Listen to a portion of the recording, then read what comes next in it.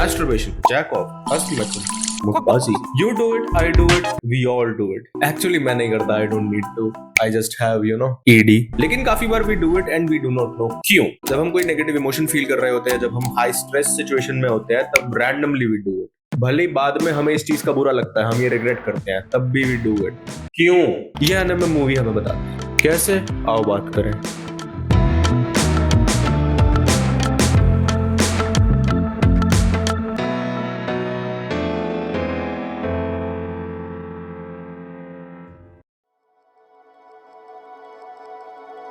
मैंने जब ये मूवी पहली बार देखी और इसका कैरेक्टर डिजाइन देखा, उसी टाइम मुझे क्लिक हो गया कि इस स्टोरी के राइटर हैं ऊतो, द सेम गाय जिन्होंने और on the movement of the earth लिखी है.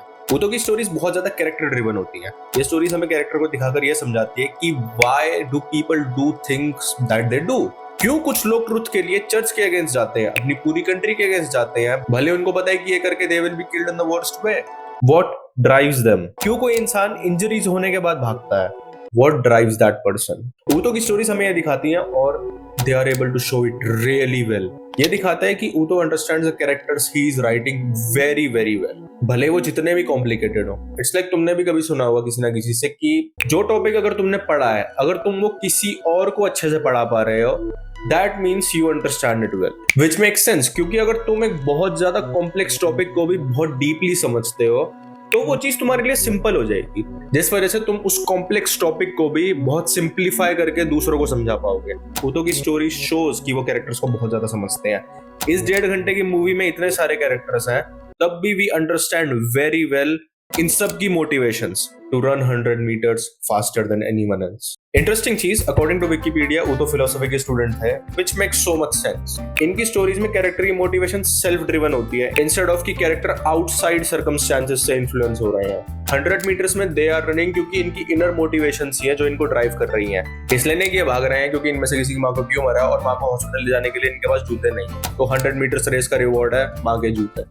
आई थिंक ये जेन्युइनली कोई मूवी का प्लॉट है. 100 meters भागना क्यों मीनिंगफुल है, क्यों वैल्यूएबल है, ये सारे कैरेक्टर्स वो खुद से डिसाइड करते हैं. All of them are self driven. लेकिन इस वीडियो का टॉपिक है कि how this movie shows why you masturbate. इस पर आते, नॉट जस्ट मास्टरबेट, हम जंक फूड क्यों खाते हैं, सेल्फ हार्म क्यों करते हैं. और ऑफ कोर्स डायरेक्टली ये मूवी में ये सब चीजें नहीं बताती हमें, but we can try to understand by looking at one of the main characters, कोइमिया को अगर हम उसके बचपन में देखें तो व्हाई वाज ही रनिंग. कोइमिया was a new shy weird kid अपने स्कूल में जिसके दोस्त नहीं थे. ही वाज नॉट स्पेशल या गिफ्टेड इन एनी वे. ये चीज इसको परेशान कर रही थी, इसको प्रॉब्लम्स दे रही थी, तो ही डिसाइडेड टू रन, खुद को डिस्ट्रैक्ट करने के लिए. Not just run to the point he is in pain, to the point he is dizzy. भले खुद को मार नहीं रहा हो, कट नहीं कर रहा हो, but this is also self harm. जो वो कर रहा था खुद को डिस्ट्रैक्ट करने के लिए.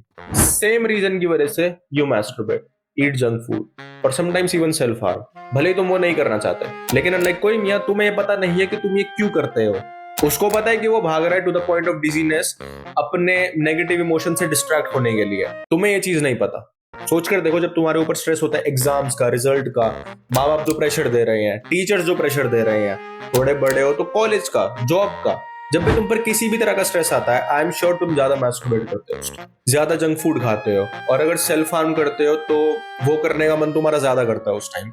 मेरी थ्योरी है ये इसलिए होता है क्योंकि टीनेज ईयर्स में बहुत ज्यादा चेंज आते हैं हमें फिजिकली और मेंटली दोनों.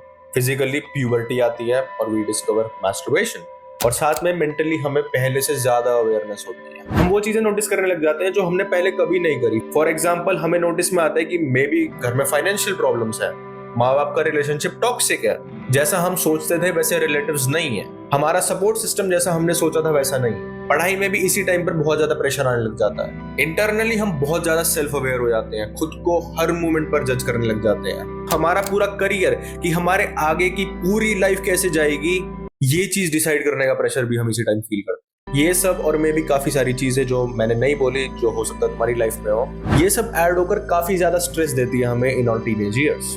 और we discover masturbation at that age, और मैस्टरबेशन करके थोड़ा टाइम तक सुकून मिलता है, तो हम अननोइंगली मैस्टरबेट करने लग जाते हैं टू रिलीव और स्ट्रेस. और ये हैबिट बन जाती है कि जब भी स्ट्रेस, और साथ में इसी एज में भी हमारे पास पहली बार 50-100 रुपए जेब में होते हैं, हम खुद से जंक फूड खाना चालू कर देते हैं. और जब स्ट्रेस होता है तो हम सोचते हैं कि ओ आज कुछ खा लेते हैं, और ये आदत बन जाती है. मेरे साथ मैस्टरबेशन से ज्यादा इस चीज की दिक्कत थी. जंक फूड बहुत खाता था मैं, अभी भी मैं खाता हूँ, लेकिन इतना फर्क है कि मेरे पास पहले से पैसे थोड़े ज्यादा हैं, तो मैं ढंग की जगह से खाता हूँ। वो उतना अनहेल्दी नहीं रहता जितना 50-100 रुपए में चीज मिलती है। सेल्फ हार्म के आइडियाज भी हम सबको ही आते हैं इस एज में। जो लोग इसमें इंडल्ज करते हैं उनकी ये आदत बन जाती है। और फिर आई थिंक ये सेम ही स्ट्रक्चर है जो अल्कोहल और ड्रग इशू बन जाता है। मैं अभी कोई सोशल मीडिया नहीं चलाता, लेकिन इंस्टा पे काफी बार मैंने देखा है कि अगर कोई लड़की आ रही है जिसके हाथ पर सेल्फ हार्म वाले स्कार्स है जो कट करके होते हैं, वहां बहुत उल्टे कमेंट्स होते हैं कि अटेंशन सीकर ये वो वगैरह। अगर तुमने देखे होंगे तुम्हें पता है। तो सब लोग अपना बेस्ट दे रहे हैं जितना उनको पता है उस हिसाब से।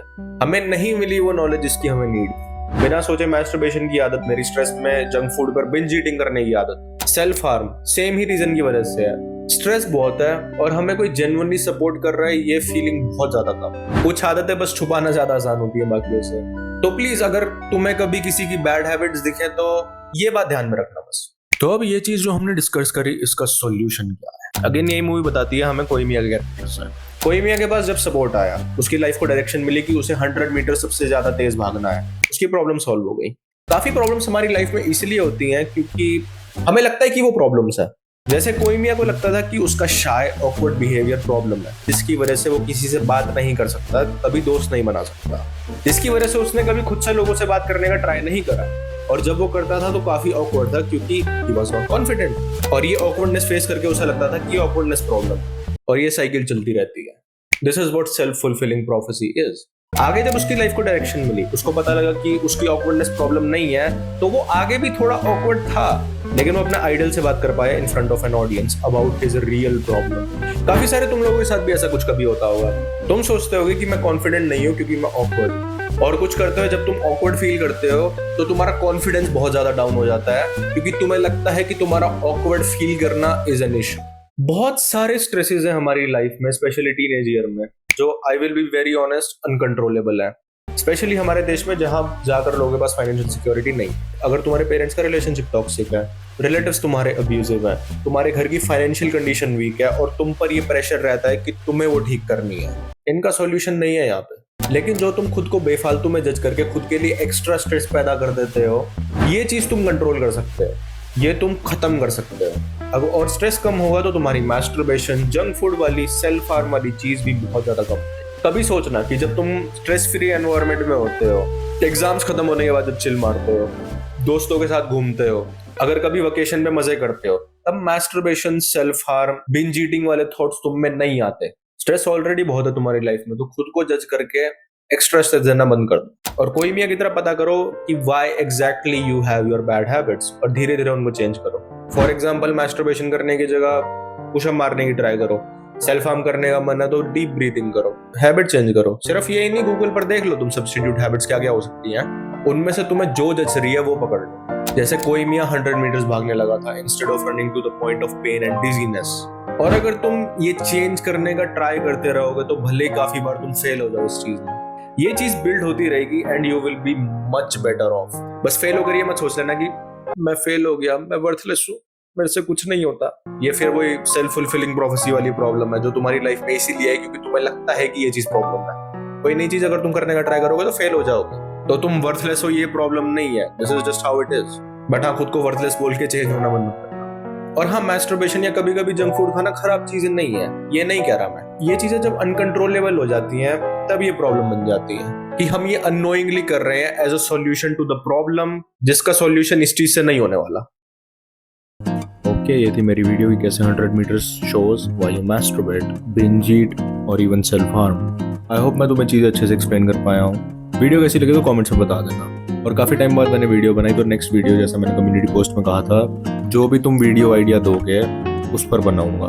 तो अपने सजेशंस दे देना कमेंट्स में, और जो भी मोस्ट लाइक्ड होगा मैं उस पर नेक्स्ट वीडियो बनाऊंगा। और हाँ, देयर इज अ चांस कि जो भी तुम सजेस्ट करोगे मैंने वो एनिमे ना देखा हो तो मैं फिर दूसरा कमेंट पकड़ लूंगा, ठीक है? जो ऐसा भी होगा मैं कमेंट बता दूंगा, ठीक? Okay, you know the drill. Like, subscribe, hype, comment, share वगैरह वगैरह। बहुत रात हो रही है, मैं थक गया हूँ। वीडियो देखने के लिए धन्यवाद।